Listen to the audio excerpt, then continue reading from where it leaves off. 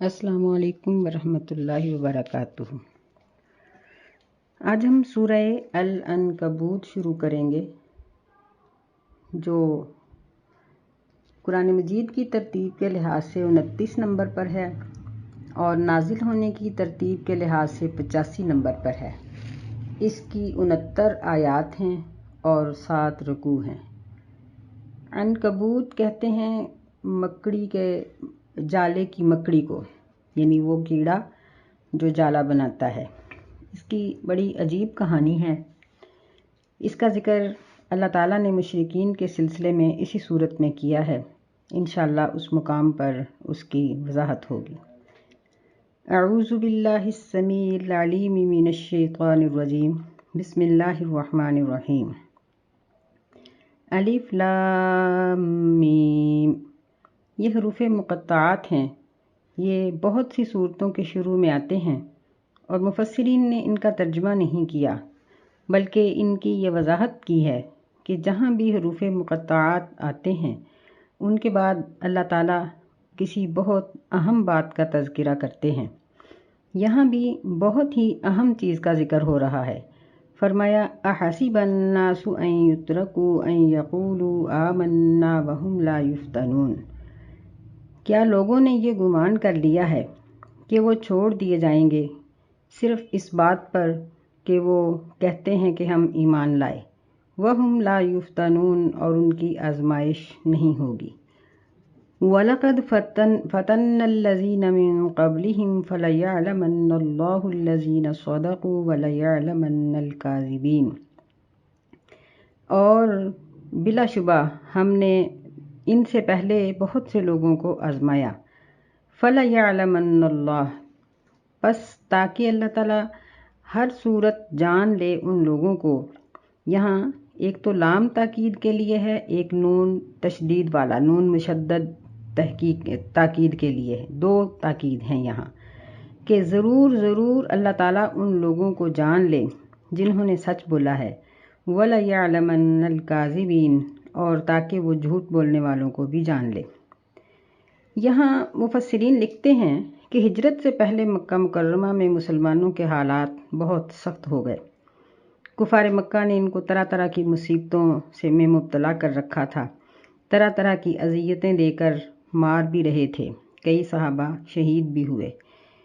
تو بعض اوقات ان مصیبتوں کی تاب نہ لاتے ہوئے مسلمان پریشان ہو جاتے تھے، تو وہ نبی علیہ السلام سے آ کر جب اس بات کا ذکر کرتے تو آپ ان کو تسلی دیتے اور فرماتے کہ آپ پریشان نہ ہو جائیں، اللہ تعالیٰ جتنی سخت آزمائش ہوتی ہے اتنا اجر بھی دیتا ہے۔ اس سلسلے میں سیدنا سعد بن ابی وقاص رضی اللہ تعالیٰ عنہ کی ایک روایت بھی ہے کہ نبی صلی اللہ علیہ وسلم نے فرمایا کہ سب سے زیادہ سخت آزمائش انبیاء علیہ السلام کی ہوتی ہے، پھر صالحین کی ہوتی ہے، پھر جو ان سے ملتے جلتے ہیں، پھر جو ان سے ملتے جلتے ہیں۔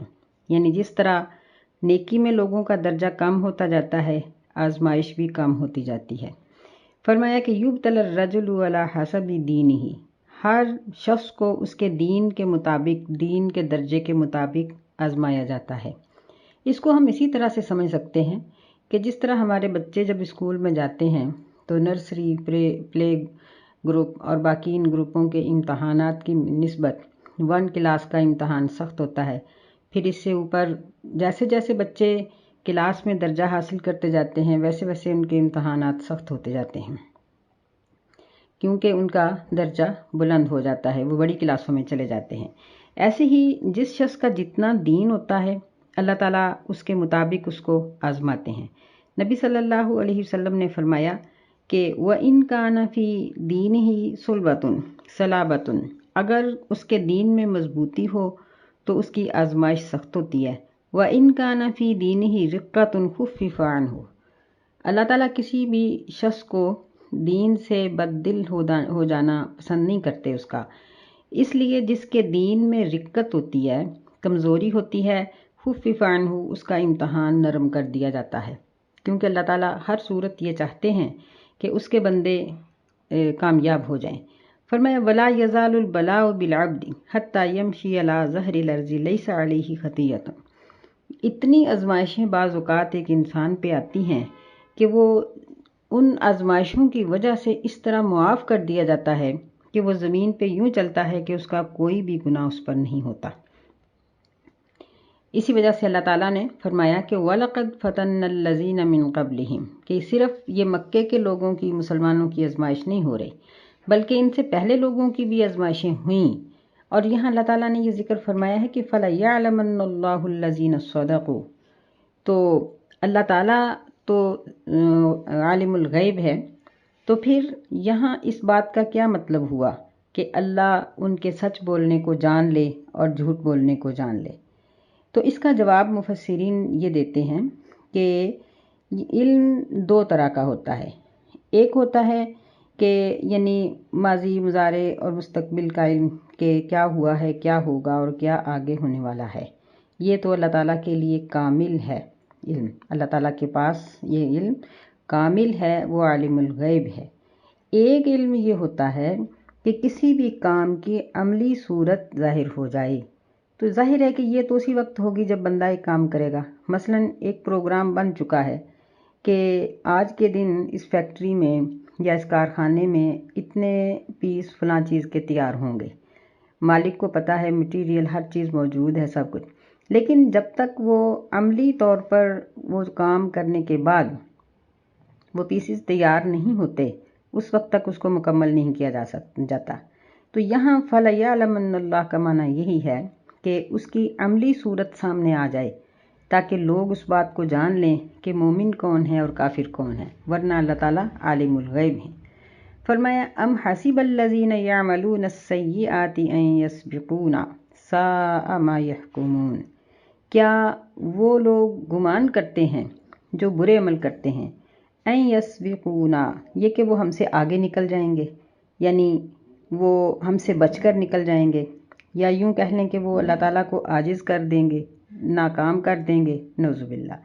ساء ما کانوا یحکمون، یہ بہت بری بات ہے، بہت برا فیصلہ ہے جو ان لوگوں نے کیا۔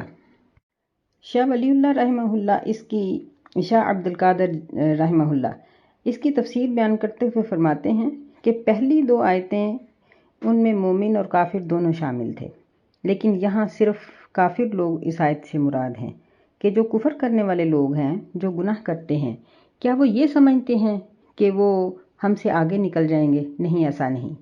فرمایا من کان یرجو لقاء اللہ فإن اجل اللہ لآت، جو شخص اللہ کی ملاقات کی امید رکھتا ہے، بس بے شک اللہ تعالیٰ کی طرف سے وقت مقرر، اجل اللہ، اللہ کا جو وقت مقرر ہے، جو اللہ نے وقت مقرر کر رکھا ہے، لآت، ضرور آنے والا ہے۔ وَهُوَ السَّمِيعُ الْعَلِيمُ، اور وہ سننے والا، جاننے والا ہے۔ اس آیت مبارکہ میں اللہ تعالیٰ نے ایمان والوں کو خوشخبری سنائی ہے، اور یہ وہ لوگ ہیں جو اللہ تعالیٰ کی ملاقات کو پسند کرتے ہیں۔ نبی صلی اللہ علیہ وسلم نے فرمایا کہ جو اللہ کی ملاقات کو پسند کرتا ہے، اللہ تعالیٰ اس کی ملاقات کو پسند کرتا ہے۔ تو عبادہ بن ثابت رضی اللہ تعالیٰ عنہ سے بھی روایت ہے، اور سیدہ عائشہ رضی اللہ تعالیٰ عنہ سے بھی روایت ہے۔ یہ دو مختلف حدیثیں ہیں جن کا مفہوم یہ ہے کہ انہوں نے یہ بات جب سنی تو کہنے لگے کہ اللہ کے رسول، اللہ کی ملاقات سے تو مراد موت ہے، اور ہر بندہ موت کو تو بڑا برا سمجھتا ہے، موت کو تو کوئی بھی اچھا نہیں سمجھتا۔ تو نبی صلی اللہ علیہ وسلم نے فرمایا کہ جب کسی بھی شخص پر موت کا وقت حاضر ہوتا ہے اور اس کی نظر بدل جاتی ہے، اس کو فرشتے اللہ تعالیٰ کی رضامندی کی بشارت سناتے ہیں، اور اللہ تعالیٰ کی طرف سے اس کو جو عزت حاصل ہونے والی ہے وہ اس کو دکھاتے ہیں، تو وہ شخص احب الیہ مما امامہ، وہ اپنی اگلی زندگی کو بہت پسند کرتا ہے۔ فاحب اللہ لقاءہ واحب اللہ لقاءہ، تو وہ اللہ کی ملاقات کو پسند کرتا ہے تو اللہ تعالیٰ بھی اس کی ملاقات کو پسند کرتے ہیں۔ اور کافر جو ہے، جب اس پر موت کا وقت آتا ہے تو اس کو عذاب کا بتایا جاتا ہے، اس کو جہنم دکھائی جاتی ہے، تو پھر وہ اپنی اگلی زندگی کو بہت برا سمجھتا ہے، اور کرہ لقاء اللہ، وہ اللہ تعالیٰ کی ملاقات کو برا سمجھتا ہے، تو پھر کرہ اللہ لقاءہ، اللہ بھی اس کی ملاقات کو برا سمجھتا ہے۔ یعنی یہاں وہ لوگ مراد ہیں جو مومن ہیں اور جن پر موت کا وقت آتا ہے تو وہ اللہ تعالیٰ کی ملاقات کو پھر اپنے اعمال کی وجہ سے اچھا سمجھتے ہیں۔ مومن لوگوں کا اصل میں دو قسم کا رجحان ہے۔ کچھ لوگ ایسے ہیں جو اللہ تعالیٰ پر ایمان لاتے ہیں، اور کچھ ایسے لوگ ہیں، یعنی دوسرا گروہ وہ ہے جو اللہ کی ملاقات کا بالکل ان کو یقین ہی نہیں ہے۔ اللہ تعالیٰ نے قرآن مجید میں فرمایا ان الذین لا یرجون لقاءنا ورضوا بالحیاۃ الدنیا واطمأنوا بها والذین هم عن آیاتنا غافلون، کہ جو لوگ ہماری ملاقات کی امید ہی نہیں رکھتے اور وہ دنیا کی زندگی پر مطمئن ہیں، بالکل راضی ہیں، اور وہ ہماری تمام آیات سے، احکامات سے غافل ہیں۔ فرمایا کہ اولئک مأواہم النار بما کانوا یکسبون، ایسے لوگوں کا ٹھکانہ جہنم ہے۔ یعنی جو لوگ اللہ کی ملاقات کی امید رکھتے ہیں وہ اچھے عمل کرتے ہیں، اور جو امید نہیں رکھتے وہ دنیا کے اوپر ہی مطمئن ہیں۔ ومن جاہد فإنما یجاہد لنفسہ، اور جو شخص کوشش کرتا ہے بس بے شک اس کی کوشش اپنے نفس کے لیے ہے۔ ان اللہ لغنی عن العالمین، بے شک اللہ تعالیٰ بے پرواہ ہے جہان والوں سے۔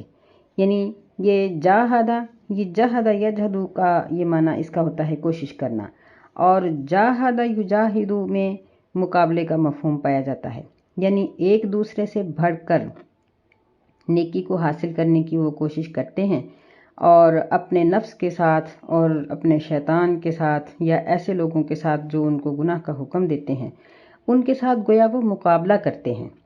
تو ایسے لوگ جو ہیں ان کے اپنے نفسوں کے لیے ان کی اس کوشش کا ثواب ہے۔ یعنی ایک تو جہاد سے مراد ہوتا ہے میدان جہاد میں، جنگ میں جا کر لڑنا، یہ تو ایک بہت افضل عمل ہے۔ جس طرح عبداللہ بن حبشی جو ہیں ان کا بیان ہے کہ ان کو کہا گیا کہ فأی الجہاد افضل، کون سا جہاد افضل ہے؟ تو انہوں نے کہا کہ من جاہد المشرکین بمالہ ونفسہ، جو شخص مشرکین کے ساتھ اپنے مال اور اپنی جان کے ساتھ جہاد کرے۔ پھر پوچھا گیا کہ ای القتل اشرف، کون سا قتل زیادہ افضل ہے؟ تو انہوں نے کہا کہ من احریق دمہ وعکر جوادہ، کہ جس کا خون بھی بہا دیا جائے اور اس کی جو سواری ہے وہ بھی قتل ہو جائے۔ تو یعنی جب عبداللہ بن حبشی نے یہ سوال کیا تو نبی صلی اللہ علیہ وسلم نے اس کو یہ جواب دیا۔ یہ جہاد اپنی جگہ پر ہے۔ اس کے علاوہ یعنی عوام الناس جو ہیں جب وہ اپنے نفس کے ساتھ جہاد کریں گے اور کوشش کے ساتھ وہ اپنے گناہوں کو چھوڑیں گے اور کوشش کے ساتھ وہ نیکی کا کام کریں گے تو ان کے اپنے ہی لیے یہ فائدہ ہے۔ ان اللہ لغنی عن العالمین، یعنی کوئی یہ نہ سمجھے کہ نیک لوگوں کی نیکی سے اللہ تعالیٰ کی حکومت مضبوط ہوتی ہے، جس طرح ہم دنیا میں دیکھتے ہیں کہ ووٹوں کی کثرت سے حکومت مضبوط ہو جاتی ہے۔ نہیں، بلکہ نبی صلی اللہ علیہ وسلم نے فرمایا کہ اللہ تعالیٰ فرماتے ہیں، ایک لمبی حدیث ہے، اس میں اللہ نے فرمایا کہ اگر تمہارے پہلے پچھلے انسان جن جو پیدا ہونے والے ہیں سارے کانوا علی اتقی قلب رجل واحد منکم، تم میں سے ایک آدمی کے دل کے تقوی کی طرح کی ہو جائیں، سب متقی ہو جائیں ایک آدمی کی طرح، یعنی اگر زیادہ لوگ ہوں تو ان کی خواہشات اور ان کے معاملات میں فرق ہوتا ہے، اس لیے فرمایا کہ سارے ہی ایک طرح کے ہو جائیں تو یہ چیز اللہ تعالیٰ کی بادشاہت میں ذرا برابر بھی اضافہ نہیں کرتی۔ ما زاد ذالک فی ملکی شیئا، اللہ کہتے ہیں کہ میری بادشاہت میں اس سے ذرا بر بھی فرق نہیں آتا۔ اور اگر سارے ہی تمہارے اگلے پچھلے انسان جن اکٹھے ہو جائیں اور وہ ایک فاجر اور فاسق آدمی کے دل کی طرح ہو جائیں، ما نقص ذالک من ملکی شیئا، اللہ تعالیٰ کی بادشاہت میں رتی بھر بھی کمی نہیں آتی۔ تو اس سے ہمیں معلوم ہوا کہ نیکی کا اجر اور ثواب اور فائدہ کرنے والے کے لیے ہے۔ اللہ تعالیٰ کو خوشی بہت ہوتی ہے جب کوئی بندہ مسلمان ہوتا ہے، نیک کام کرتا ہے، اللہ تعالیٰ اس سے بہت خوش ہوتے ہیں کہ میرا بندہ سیدھی راہ پر جا رہا ہے، لیکن اللہ تعالیٰ کو ہماری نیکیوں کا کوئی بھی فائدہ نہیں پہنچتا۔ والذین آمنوا وعملوا الصالحات لنکفرن عنہم سیئاتہم، اور وہ لوگ جو ایمان لائے اور انہوں نے نیک عمل کیے ضرور ہم دور کر دیں گے ان سے ان کی برائیوں کو، وَلَنَجْزِيَنَّهُمْ أَحْسَنَ الَّذِي كَانُوا يَعْمَلُونَ، اور ہم ضرور ان کو اچھا بدلہ دیں گے جو بھی وہ دنیا میں کرتے رہے۔ دیکھیں کہ یہ اللہ تعالیٰ کا کتنا بہترین فیصلہ ہے، اور انسانوں کے ساتھ کس قدر ہمدردی اس فیصلے سے ظاہر ہوتی ہے کہ جب ایک شخص گناہ کرتا ہے، فسق و فجور میں مبتلا رہتا ہے، اگر وہ مسلمان ہے تب بھی، اگر وہ مسلمان نہیں ہے تب بھی، زندگی گزار دی اس نے اپنے گناہوں میں، لیکن پھر ایک دن اس کو توبہ کا خیال آ گیا تو اس نے توبہ کر لی، تو اللہ تعالیٰ اس کے حالت کفر کے جو نیک اعمال ہیں، اسی طرح اس کی جو بری حالت کے دنوں کے نیک اعمال ہیں ان کو ضائع نہیں کرتے، گناہوں کو معاف کر دیتے ہیں، اور نیکیوں کو اللہ تعالیٰ ضائع نہیں کرتے، بلکہ ان ساری نیکیوں کو اللہ تعالیٰ محفوظ کر لیتے ہیں اور اس کو اس کا اجر دیا جائے گا۔ یہ نبی علیہ السلام سے کئی لوگوں نے اس طرح کے سوالات کیے۔ سیدنا عمر رضی اللہ تعالیٰ عنہ آئے، نبی علیہ السلام کے ہاتھ پر بیعت کرنے لگے تو ہاتھ کھینچ لیا۔ نبی صلی اللہ علیہ وسلم نے فرمایا کہ عمر کیا ہوا؟ کہنے لگے کہ اللہ کے رسول، میں چاہتا ہوں کہ کوئی شرط لگاؤں۔ آپ نے فرمایا لگا لو شرط۔ تو وہ کہنے لگے کہ میری شرط یہ ہے کہ میری جہالت کی حالت کے سارے گناہ معاف کر دیے جائیں۔ نبی صلی اللہ علیہ وسلم نے فرمایا اما علمت ان الاسلام یہدم ما کان قبلہ، کیا تم جانتے نہیں ہو کہ اسلام پہلے والے سارے گناہوں کو معاف کر دیتا ہے؟ اگر کوئی شخص ہجرت کرتا ہے تو اس کی ہجرت کی وجہ سے پہلے گناہ معاف ہو جاتے ہیں، اگر کوئی حج کرتا ہے، رمضان کے روزے رکھتا ہے، نماز پڑھتا ہے تو اس کے پہلے سارے گناہ معاف ہو جاتے ہیں۔ تو وہ کہنے لگے کہ میری جو پہلی نیکیاں ہیں ان کا کیا ہوگا؟ نبی صلی اللہ علیہ وسلم نے فرمایا کہ پہلی نیکیاں محفوظ رہیں گی، ان نیکیوں کو ضائع نہیں کیا جائے گا۔ پھر اللہ تعالیٰ اس میں یہ فرما رہے ہیں وَلَنَجْزِيَنَّهُمْ أَحْسَنَ الَّذِي كَانُوا يَعْمَلُونَ، کہ ہم ان کو زیادہ اچھا بدلہ دیں گے جو وہ عمل کرتے تھے۔ اس کے دو مطلب بیان کیے گئے ہیں۔ پہلا مطلب یہ ہے کہ آدمی جب نیک اعمال کرتا ہے تو ان میں سے جو اس کے سب سے اچھے عمل ہوتے ہیں اللہ تعالیٰ ان کو ملحوظ رکھتے ہیں، یعنی زیادہ اچھے نمبروں کو پہ اس کے اعمال کو سامنے رکھتے ہوئے اس کو اس کے مطابق باقی اعمال کی بھی جزا دے دیں گے۔ یعنی اس کو ہم یوں سمجھ سکتے ہیں کہ جس طرح بعض سبجیکٹ سے بچے اچھے نمبر حاصل کر لیتے ہیں اور بعض میں کمزور ہوتے ہیں، لیکن ان کا ممتحن اچھے نمبروں کو سامنے رکھتے ہوئے اس کو درجہ دے دے، تو یہ اللہ تعالیٰ اپنے بندے کے ساتھ سلوک کریں گے کہ اگر اس نے کوئی نیکی کمزور نیت کے ساتھ کی ہے، اس کو چھوڑ کر اگر کوئی نیکی اچھی نیت کے ساتھ کی ہے اس کے مطابق ساری نیکیوں کا اجر بڑھا دیں گے۔ سبحان اللہ، کیا اللہ تعالیٰ کی قدرت ہے۔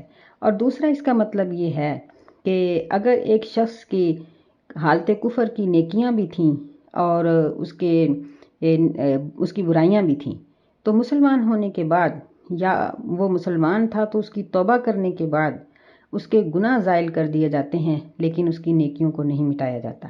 یہ سیدنا حکیم بن حزام رضی اللہ تعالیٰ عنہ بیان کرتے ہیں کہ انہوں نے ایک مرتبہ نبی صلی اللہ علیہ وسلم سے کہا کہ اللہ کے رسول، مجھے آپ یہ بتائیں کہ جاہلیت کے زمانے میں نے بہت سے نیک کام کیے، صلہ رحمی کی، غلام آزاد کیے، صدقات و خیرات کیے، تو کیا مجھے ان کا اجر ملے گا؟ تو نبی صلی اللہ علیہ وسلم نے فرمایا کہ اسلمت علی ما سلف لک من خیر، کہ تو اپنی گزشتہ نیکیوں سمیت مسلمان ہوا ہے، یعنی اللہ تعالیٰ تیری گزشتہ نیکیوں کو ضائع نہیں کرے گا۔ دیکھیں کہ اللہ تعالیٰ کی انسان کے ساتھ کتنی محبت اور کس قدر رحمت ہے۔ آگے اللہ فرماتے ہیں وَوَصَّيْنَا الْإِنسَانَ بِوَالِدَيْهِ حُسْنًا، اور ہم نے انسان کو اپنے والدین کے ساتھ حسنا، یعنی بہت اچھا سلوک کرنے کی نصیحت کی ہے۔ وَإِن جَاهَدَاكَ لِتُشْرِكَ بِي مَا لَيْسَ لَكَ بِهِ عِلْمٌ فَلَا تُطِعْهُمَا، اور اگر وہ دونوں تجھ سے جھگڑیں اس بات پر کہ تو میرے ساتھ شریک ٹھہرائے ایسی چیزوں کو جس کے بارے میں تجھے کوئی علم نہیں ہے، فَلَا تُطِعْهُمَا، پس تو ان دونوں کی اطاعت نہ کر۔ إِلَيَّ مَرْجِعُكُمْ، میری طرف تم سب کا لوٹ کر آنا ہے۔ فَأُنَبِّئُكُمْ بِمَا كُنْتُمْ تَعْمَلُونَ، پس میں تمہیں خبر دوں گا اس چیز کی جو تم عمل کرتے رہے ہو۔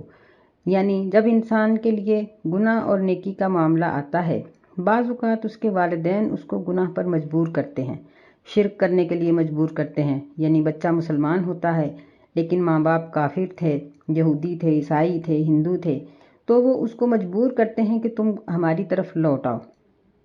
تو اس لیے اللہ تعالیٰ نے یہاں ضمناً والدین کا بھی ذکر کر دیا کہ ایسی حالت میں بھی ماں باپ کے ساتھ برا سلوک نہیں کرنا، ان کی خدمت اور ان کے اوپر خرچ کرتے رہو، ان کی جو ہاتھوں پیروں سے ہونے والے کام ہیں وہ کرتے رہو، لیکن ان کی جو شرک کی دعوت ہے اس چیز کو نہیں ماننا۔ وَإِن جَاهَدَاكَ لِتُشْرِكَ بِي، یعنی یہ جو ان کا کہنا ہے کہ تم شرک کرو، اس بات کو تم نے نہیں ماننا۔ فَلَا تُطِعْهُمَا، پھر فرمایا کہ میری طرف تم سب کا لوٹ کر آنا ہے، یعنی ماں باپ کے ساتھ تم برا سلوک نہ کرو، وہ بھی اور تم بھی میری ہی طرف لوٹ کر آؤ گے۔ جب تم میری طرف آؤ گے تو میں ان لوگوں کا حساب خود ہی کر لوں گا۔ جس طرح سعد بن ابی وقاص رضی اللہ تعالیٰ عنہ کے بارے میں اور بھی کئی مسلمان اس طرح کے تھے کہ ان کے بارے میں ذکر آتا ہے کہ جب وہ مسلمان ہوئے تو ان کی سعد رضی اللہ عنہ کی ماں جو تھی اس نے قسم کھا لی، کہنے لگی کہ میں کھانا نہیں کھاؤں گی جب تک تم کفر میں نہیں پلٹ آؤ گے۔ 3 دن گزر گئے اور بھوک سے اس پر غشی کے دورے پڑنے لگ گئے، غشی طاری ہونے لگ پڑی کہ تم یعنی میرے واپس اپنے دین میں پلٹ آؤ، کیونکہ یہ ایک ہی بیٹے تھے، نہیں یعنی ان کے ساتھ ان کی ماں جو تھی ان کا بہت پیار تھا۔ ان کا ایک اور بھی بیٹا تھا جس کا نام عمار تھا۔ عمار جو تھا نا، اس نے اپنی ماں کو زبردستی پانی پلایا۔ جب اس نے پانی پیا تو وہ ہوش میں آ گئی، اور ہوش میں آنے کے بعد وہ سعد رضی اللہ تعالیٰ عنہ کو بد دعائیں دینا شروع ہو گئی۔ تو اللہ تعالیٰ نے یہ آیت اتاری کہ اپنے والدین کے ساتھ احسان کرتے رہو، لیکن ان کی کفر کی بات کو تم نے نہیں ماننا۔ اسی طرح سیدنا ابو ہریرہ رضی اللہ عنہ کے بارے میں بھی آتا ہے، اور بھی کئی صحابہ کے بارے میں آتا ہے۔ تو حضرت سعد بن ابی وقاص کہا کرتے تھے کہ یہ آیت میرے بارے میں ہی اتری ہے۔